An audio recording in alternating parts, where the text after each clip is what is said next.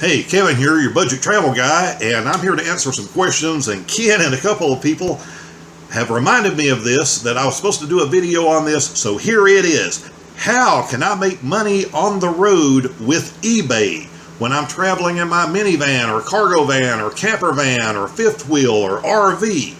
I'm going to show you how to do it. I'm going to show you how it can be done. It's been done by me, it's been done by some other people I know, but you're going to have to think about things a little differently to make this work on the road. So let's get to it.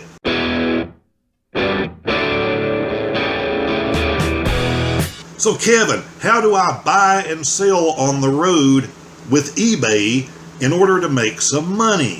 Here's how, and here's where your thinking is going to have to be a little bit different than if you were doing this from your home. In business, everyone tells you to think big. Here's the first thing. You're doing this from the road.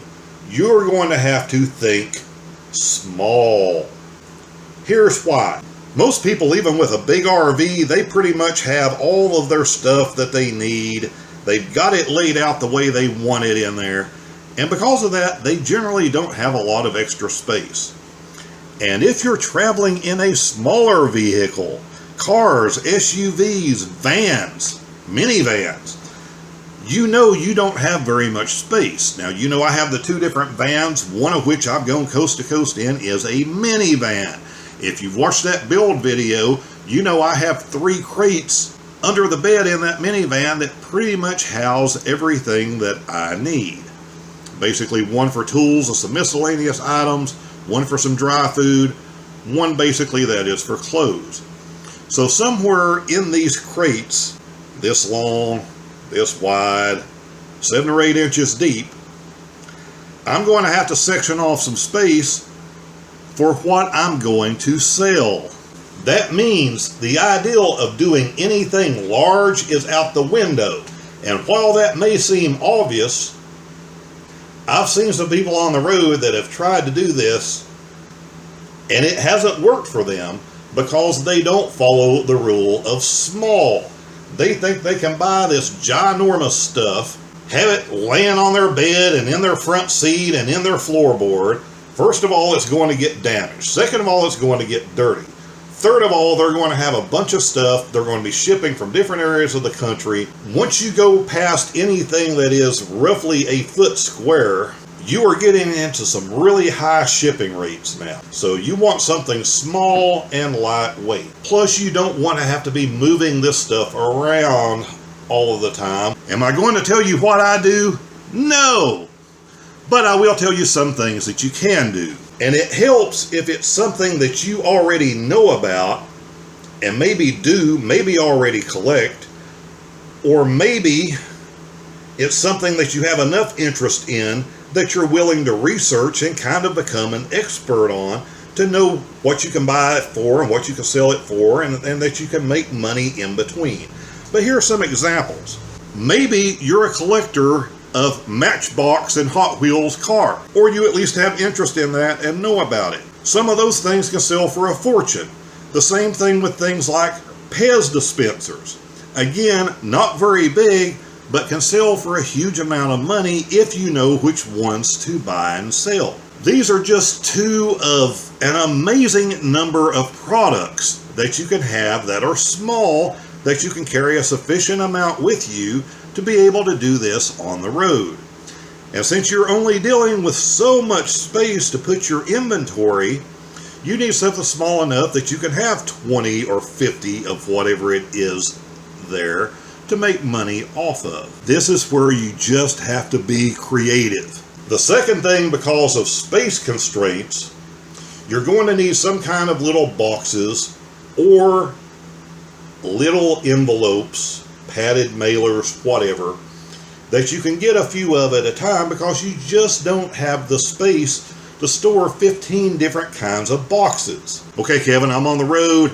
I'm trying to make money off of eBay while I'm in my RV, van, minivan, cargo van, whatever. How much money should I be trying to make off of whatever little small item I have decided to try to sell? Do not try to make too little. Do not think you're going to do some big volume business. I've seen these people over the years, just like with any other business, and they think, hey man, if I can sell 50,000 of something to make $1 off each one, I'll make $50,000. Guess what? You won't. I could make whole video series on why that plan will not work. Because you're going to have to take time to get the thing, and then photograph the thing, and then build your little eBay listing for the thing, and then it's going to sell, and you're going to have to go and throw it in a pack and print the label out and drop it off at the post office. Because you're going to do all of those things, your time is valuable. And while you can put all that together to where maybe you only have 10 minutes in each item, if you're only doing one of those here and one of those there, all that time is going to inflate. I would not sell anything that I was making less than $10 or $15 off of, at a minimum. If you cannot make that $10 or $15 off of selling a single item, find something else to sell. So keep it simple. Sell the same kind of small stuff to where you only need 1 or 2 types of packaging. Okay, man, but where am I supposed to buy this stuff? That's up to you. Depends on what you're buying and selling. Maybe you already have a collection of this and you want to sell some of whatever it is off, let's say Pez dispensers, in order to finance your trip on the road. You can go around and get some inventory before you leave on your trip, and all you have to do is ship it out along the way. Maybe you're dealing with something that you can find at a Salvation Army or a Goodwill along the way. Or maybe you like yard sales, and granted this has been a weird year, but yard sales are still going on in a lot of places. Maybe that is where you'll find the things that you're looking for to be able to buy and sell. And as you're traveling, and in smaller towns especially, small cities, small towns, it's interesting to get out and go into the neighborhoods and talk to local people and do these things if you're the type of person that enjoys doing that.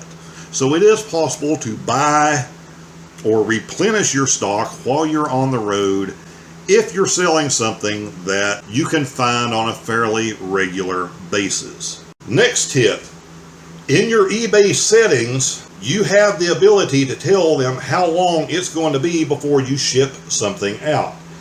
Tell the truth. If you are only going to do this a couple of times a week, meaning this as far as going to a post office to ship these little packages out, and you know you're going to be camped out in the woods every once in a while for days at a time, do not put that you're going to ship everything out within 1 business day, because your customers are going to be mad and you are going to be dinged negatively, and you are going to have canceled orders and refunds and problems that you do not need. Put on there that it's going to be 3 or 4 days. If it falls that you do better than that, then you have a happy, above happy customer.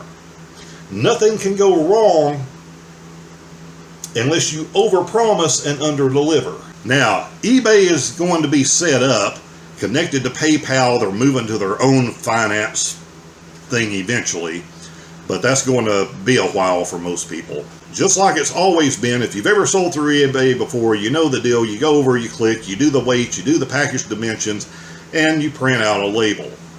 Except guess what? You're on the road. You certainly may not have a laptop with you, and more than certain you don't have a big printer with you. Here's a couple of solutions for you.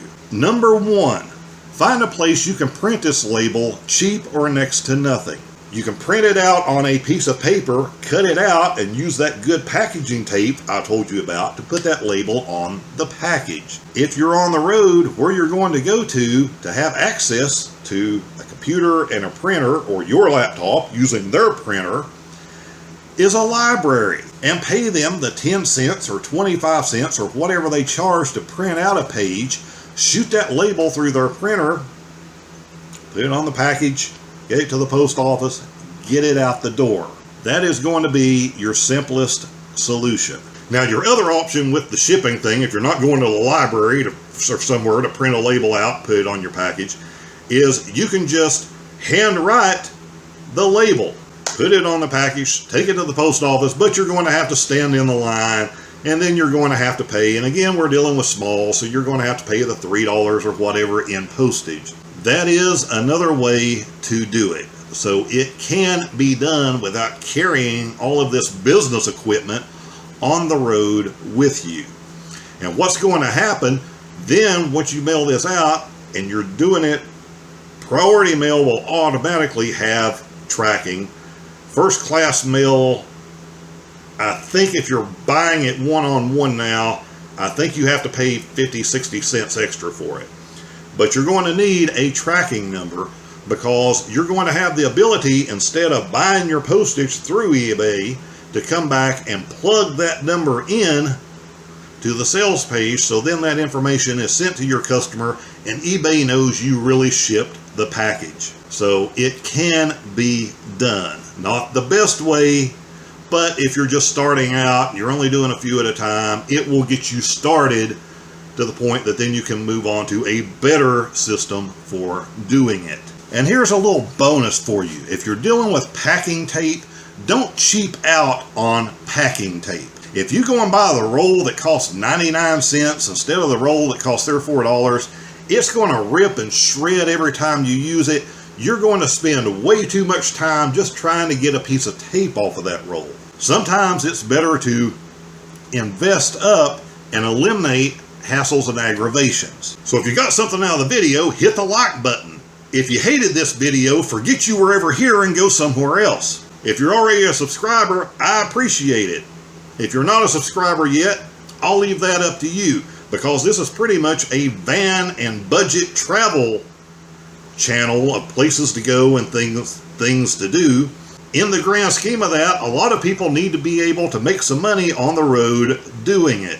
So if you want to see these kinds of videos, you need to let me know down in the comment section that you're interested in these kinds of topics, because otherwise I don't know what you want to see. If you're not interested in this stuff, then there's no point in me making money on the road videos. But if you are interested in it, then I'm happy to share the knowledge that I've picked up along the way. With that said, everybody stay safe. We'll talk soon.